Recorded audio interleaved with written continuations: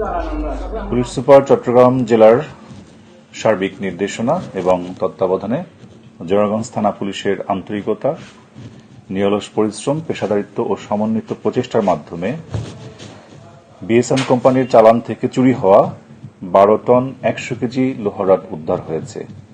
একই সঙ্গে এই ঘটনার সাথে জড়িত 3 জনকে গ্রেপ্তার করা হয়েছে। আপনারা জানেন, গত 14 আগস্ট বিকাল 3টার দিকে আনুমানিক জোরারগঞ্জ থানাধীন বিএসএম কোম্পানি থেকে বিভিন্ন সাইজের 13 টন লোহার রড ট্রাক যোগে সুনামগঞ্জে পাঠানোর সময় ট্রাক বোঝাই লোহার রড চুরি হয়। ঘটনার পরপরে বিষয়টিকে সর্বোচ্চ গুরুত্ব দিয়ে চুরি যাওয়া মালামাল দ্রুত উদ্ধার এবং জড়িতদের আইনের আওতায় আনতে জোরারগঞ্জ থানা পুলিশ অত্যন্ত তৎপর হয়ে ওঠে। পরবর্তীতে পুলিশ সুপার চট্টগ্রাম জেলা মহোদয়ের নির্দেশনায় অফিসার ইনচার্জ জোরারগঞ্জ থানা জনাব আব্দুল হালিমের সার্বিক তদারকিতে মামলার তদন্তকারী কর্মকর্তা এসআই নিরস্ত্র আবদুল্লাহ আল মাসুদ, সঙ্গীয় এসআই মোহাম্মদ সাদ্দাম হোসেন, এএসআই মোহাম্মদ ইসমাইল ও ফোর্সের নিরলসভাবে কাজ শুরু করেন। আধুনিক প্রযুক্তি, তথ্য উপাত্ত বিশ্লেষণ এবং গোয়েন্দা তথ্যের ভিত্তিতে আসামিদের অবস্থান শনাক্ত করা হয় এবং বিভিন্ন এলাকায় ধারাবাহিক অভিযান শুরু হয়।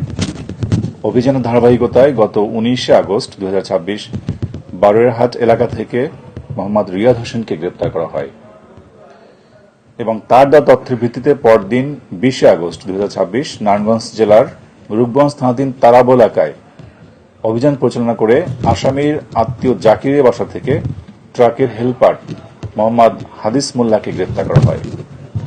পরবর্তীতে গ্রেপ্তারকৃত আসামিদের দেওয়া তথ্য ও তদন্তে প্রাপ্ত তথ্যের ভিত্তিতে মাগুরা জেলার মোহাম্মদপুর থানাধীন জাঙ্গালী এলাকায় অভিযান পরিচালনা করে আবুল বাশার ওরফে বাসিকে গ্রেপ্তার করা হয়।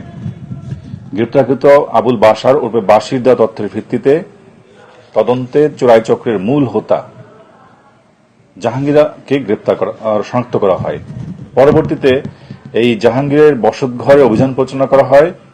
জাহাঙ্গীরের বসতঘর এবং এই যে চোরাই রড বিক্রি করা হয়েছিল মোহাম্মদপুর বাজারস্থ আয়ান এন্টারপ্রাইজ নামক দোকান থেকে আনুমানিক 12 টন 100 কেজি লোহার রড উদ্ধার করা হয় এবং যেই ট্রাকটি চুরি হয়েছিল সেটা ফরিদপুর জেলার মধুখালী থানা এলাকায় অভিযান পরিচালনা করে উদ্ধার করা হয়।